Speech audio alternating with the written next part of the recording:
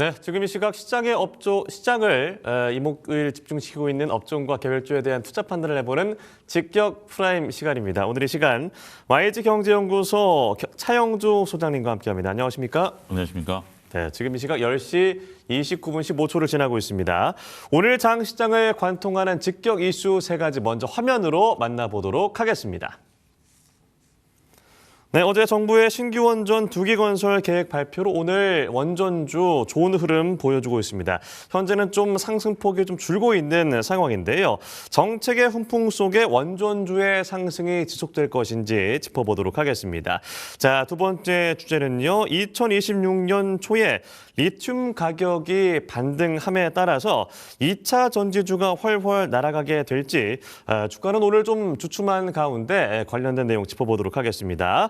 마지막 주제, 올해 원화 스테이블 코인의 도입에 대한 기대감이 커지고 있습니다. 다시 시작된 스테이블 코인주의 열기, 지금 현재 어떻게 봐야 될지 소장님과 짚어보도록 하겠습니다. 네, 어제 정부의 발표가 있었습니다. 그러니까 탈원전이냐 여러 가지 얘기들이 있었습니다만 실질적으로 이 원전에 대한 기대감 그리고 어제 발표를 통해서 나타났기 때문에 대형 원전 2기 건설 계획의 직접적인 수혜줄은 어떻게 될 것인가 어떻게 봐야 될까요? 예, 우리가 이제 어제가 월요일이었는데요. 실질적으로는 개장 전에 이제 이 소식이 들려졌었죠. 원전을 새로 이제 짓겠다라는 것이고, 원전을 짓는 것이 이제 앞으로 한 10년 정도 뒤에 2기를 이제 37년, 38년 짓겠다라는 겁니다. 그런데 이제 어제는 전혀 이제 원전주들이 움직이지 않았어요. 워낙 어제 코스닥이 이제 화랑세를 나타내다 보니까 원전주가 생각보다 안 올라가네, 뭐 이런 좀 생각들을 좀 가졌었습니다. 그런데 시간을 두고 오늘 원전주들이 조금 아침에 좀 강했다가 다시 조금 전에 말씀하신 것처럼 시세를 반납하고 있는 상황이다라고 말씀드릴 수 있겠습니다. 투자자들의 생각은 그런 것 같아요. 이제 원전에 대한 어떤 기대감들 그리고 탈원전 이 이제 정책적으로는 이제 끝났다라는 것에 대해서는 이미 다 알려진 사실이다라고 말씀드릴 수 있겠죠. 그리고 구체적인 방안이 나왔다라는 것도 나름대로 긍정적인 소식이죠. 하지만 시간이 너무 길다라는 겁니다. 그러니까 이제 투자자들께서 지금 이제 입장에서 놓고 본다라면 지금 그러니까 주식시장이 별로 그렇게 화랑을 나타내지 않고 있는 상황이다라고 보면 원전주들을 통해서 시세를 낼 수 있을 것으로 보여지긴 합니다만 지금 원전주를 2038년까지 10년 동안 끌고 갈 수 있을까요? 그 부분은 분명 아니죠.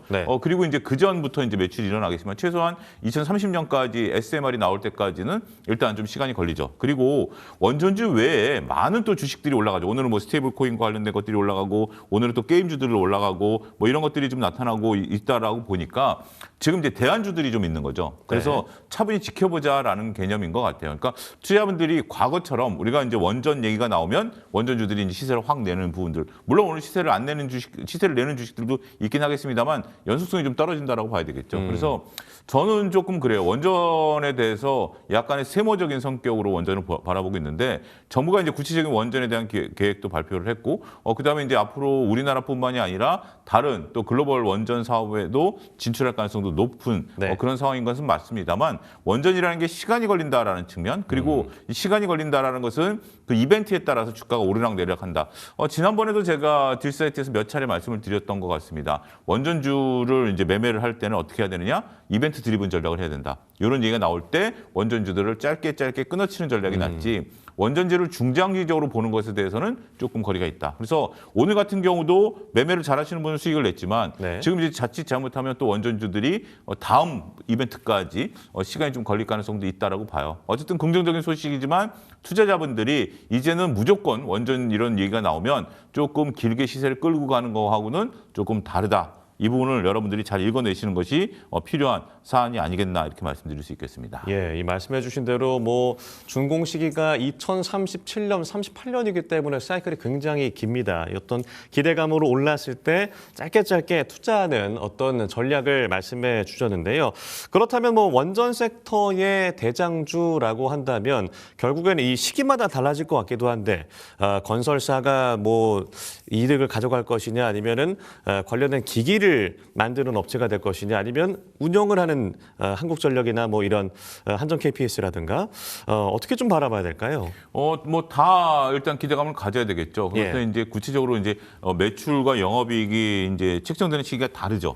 원전을 이제 짓는 동안에는 건설사들이 이제 되고 그다음에 이제 어느 정도 중간 정도 건설이 됐을 때 이제 주기기들이 이제 들어가다 보니까 그런 것들에 대한 이제 발주에 대한 부분들이 있고 네. 그것이 원전이 완성되고 나면 이제 운용에 관련된 부분들 이렇게 이제 나눠진다라고 좀 말씀드릴 수 있겠죠.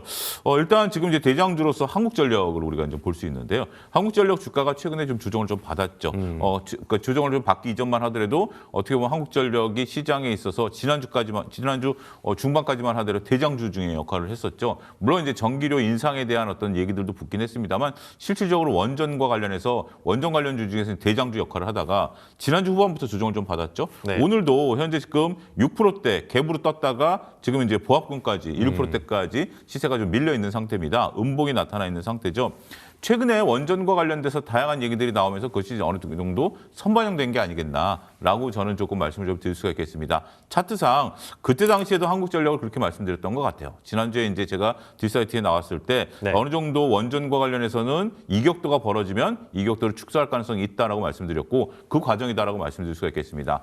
그러면 한국전력 보유하고 계신 분들 입장에서 본다라면 뭐 아직까지는 한국전력을 좀 보유하는 부분들도 있긴 하겠습니다만 너무 단기간에 올랐기 때문에 물량을 조금 적절하게 비중 조절하는 것은 좀 필요하고요. 신규로 들어가는 분들 같은 경우는 한 템포 좀 쉬었다 들어가시는 것도 좋지 않을까 싶습니다.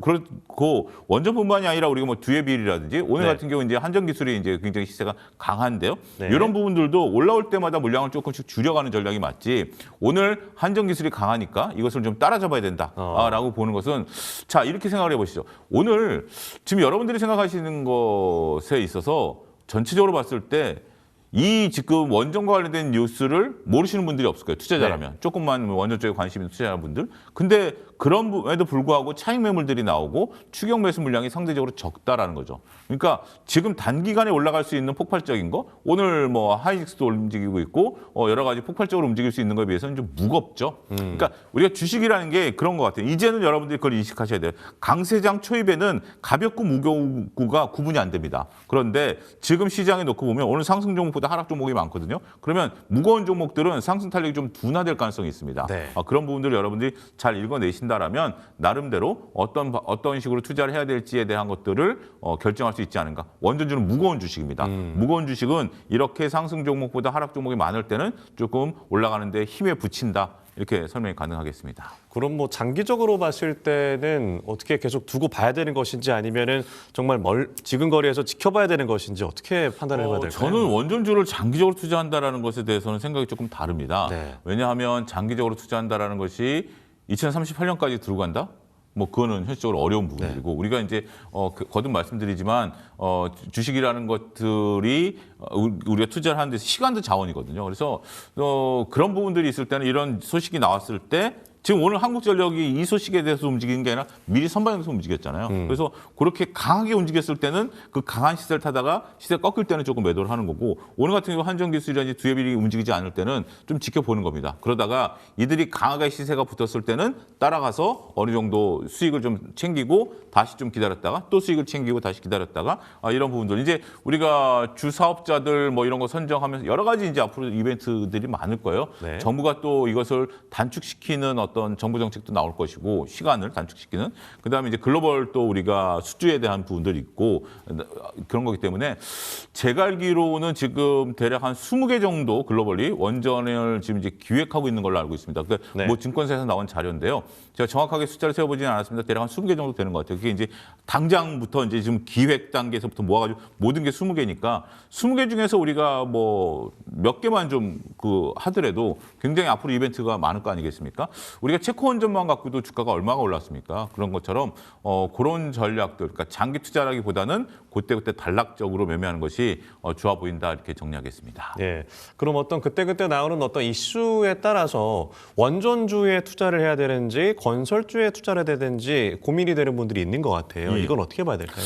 일단 건설주들이 최근에 많이 올랐고 차라리 저는 원전주 직접적인 원전주들이고요. 건설주들은 한번 이벤트가 움직였기 때문에 그 부분에 대한 것들은 조금 결이 다르다라고 보여집니다. 그래서 네. 일단 이벤트성이면 최근에 그 건설주가 안 움직였으면 뭐 서로가 되는데 저희가 지금 이렇게 얘기할 정도로 건설주가 한번 움직였잖아요. 건설주가 한번 움직였고 그 다음에 움직일 때는 원전 쪽의 퍼포먼스가 더 좋을 가능성이 있어요. 그래서 원전 쪽에 지금 시세를 보는 것도 좋은 전략이 되지 않을까 말씀드릴 수 있겠습니다.